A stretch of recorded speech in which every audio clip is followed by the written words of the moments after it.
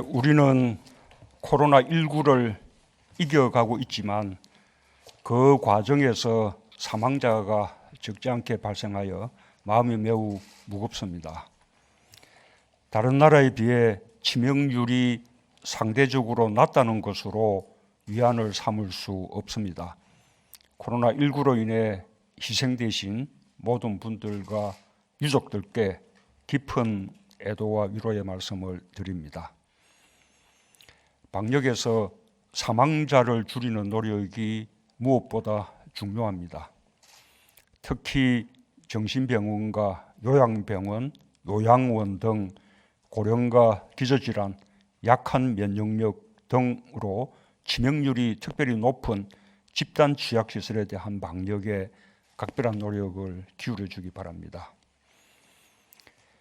우리가 방역에서 세계적으로 높은 평가를 받고 있는 것은 국민들께서 정부의 조치를 신뢰해 주시고 굳건한 연대와 협력으로 방역에 적극적으로 참여해 주신 덕분입니다. 코로나19로 인한 경제 위기를 극복하는 비결도 마찬가지일 것입니다. 코로나19가 세계 경제에 남기는 상처가 얼마나 크고 깊을지, 그 상처가 얼마나 오래 갈지 아무도 예측할 수 없는 상황입니다. 당장도 어렵지만 미래도 불확실합니다.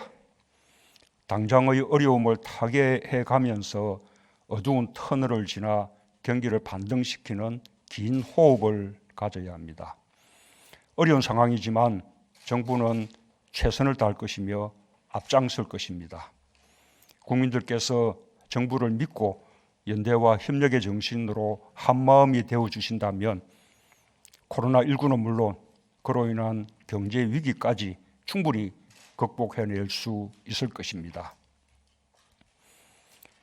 2차 비상경제회의 때 약속드렸듯이 정부는 저소득 계층과 일정 규모 이하의 중소기업, 소상공인, 자영업자들을 위해 4대 보험료와 전기요금의 납부 유예 또는 감면을 결정했습니다. 당장 3월 분부터 적용할 것이며 구체적 내용은 정부가 따로 발표할 것입니다. 저소득층 국민들께는 생계비의 부담을 덜고 영세사업장에는 경영과 고용 유지에 도움이 되기를 기대합니다. 또한 고용유지 지원금을 대폭 확대하고 고용안전망의 사각지대에 놓여 있는 취약계층에 대한 다양한 생계지원 대책을 대폭 확충했습니다. 고용안정과 함께 무급휴직자, 특수고용 및 프리랜서 노동자, 건설일용 노동자 등의 생계보호와 코로나19로 인해 피해 입은 소상공인들의 경영 회복과 사업 정리 및 재기 지원에 적지 않은 도움이 될 것으로 기대합니다.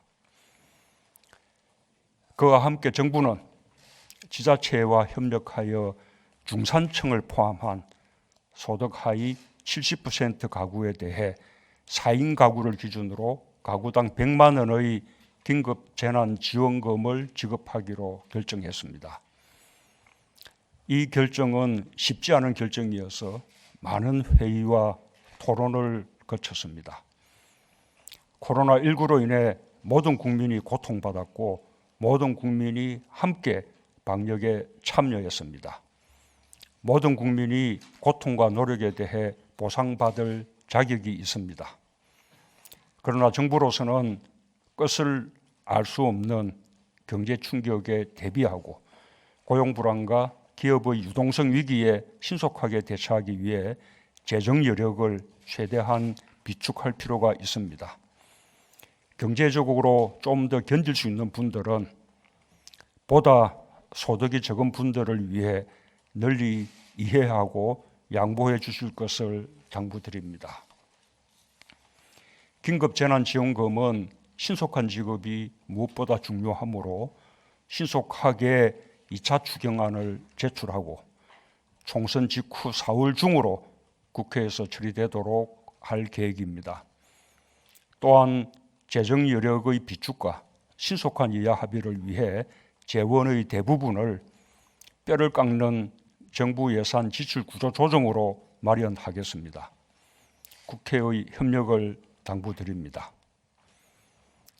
정부가 재정 운영에 큰 부담을 안으면서 결단을 내리게 된 것은 어려운 국민들의 생계를 지원하고 방역의 주체로서 일상활동을 희생하며 위기 극복에 함께 나서주신 것에 대해 위로와 응원이 필요하다고 여겼기 때문입니다. 또한 코로나19가 진정되는 시기에 맞춰 소비 진작으로 우리 경제를 살리는 데도 큰 역할을 할 것입니다. 어려움 속에서도 서로를 격려해가며 신뢰와 협력으로 재난을 이겨가고 있는 국민들께 한없는 존경과 감사를 드립니다. 또한 정부의 이번 조치가 어려움을 이겨나가는 국민들께 힘과 위로가 되길 바랍니다.